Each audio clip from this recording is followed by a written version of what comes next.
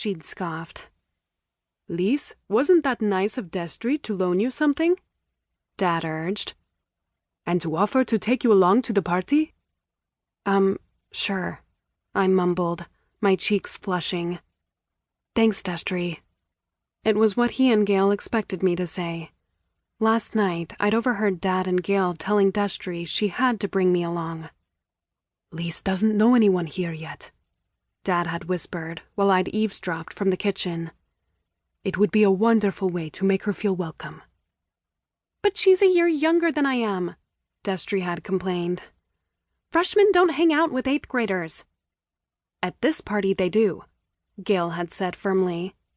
"I already spoke to Becca's mom about it. She said Becca's brother Cayenne and some other 8th graders will be there. So you'll take Lise with you or you won't go at all." "Fine," Destry had snapped. Today, though, I sensed Destry's growing grudge like an encroaching glacier. Of course she was smooth enough to hide it from Dad and Gail. She smiled with those round blue doe eyes. "I'm glad you're coming along," she said to me. "It'll be fun." "Well, just look at the two of you," Gail said, beaming and patting her belly. "Already hanging out together, swapping clothes. I knew it was a good idea for you to share a room." I stared at the floor, not wanting my face to give me away. The fact was I hated sharing a room with Destry. She had a wardrobe to rival the Princess of Wales that constantly spilled over onto the floor and my bed. Plus, she had decorated the room to look like one enormous purple feather duster. When I'd tried to hang up my poster of the greatest newspaper headlines of all time, Destry had said, "I'm not so sure that goes with our decor, are you?" Not wanting to pick a fight, I'd stuck the poster under my bed. Nothing about the room felt like me. Each time I set foot in it, I was trespassing on Destry's territory. Dad held up his camera. "Okay, who's ready for a Kodak moment?" "Dad, please, no pictures," I moaned. "We're already late." I definitely did not want my hideous outfit immortalized in the annals of the Santos family history. "Lisa's right," Destry said as a horn honked from the driveway. "That's Mrs. Michaels and Heidi now. We've got to go." She headed for the front door. "All right," Dad said, making a show of putting down the camera in exasperation.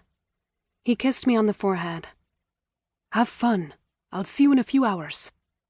Fun. My insides quaked nervously. Fun would be a long shot, but I promised myself to give it a try. "Sorry we're late," Destry said to her equally glamorous friend Heidi as we climbed into the minivan. "Lise took forever to get ready." I gaped at her. "You were in the bathroom for 2 hours before you let me have it for 15 minutes. Destry shrugged. "You didn't need as much time. I had to straighten my hair, do my makeup. You never bother with any of that." Heat swept my cheeks. Sure, I usually stuck with a more au naturel look, but tonight I'd actually brushed on some light mascara and lip gloss and tucked my mane of thick espresso-colored hair into a knot. It was the best I could do with so little time, but apparently it hadn't done much at all. I sank back, wishing I'd just opted to stay home tonight. I'd been in the small town of Whitman, Massachusetts for a week, but it seemed like an eternity since I'd said goodbye to the cozy fifth-floor walk-up I lived in with Mom and Bill in Boston.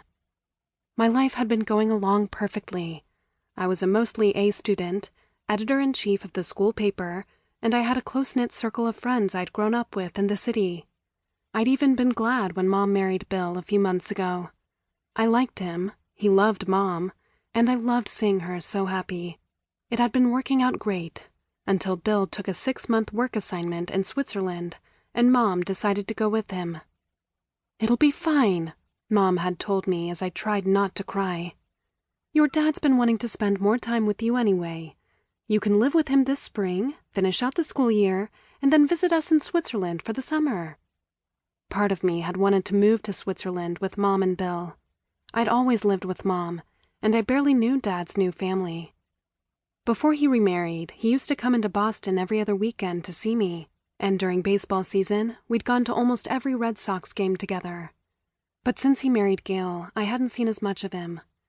He'd invited me to Whitman over and over again, but I'd only visited a few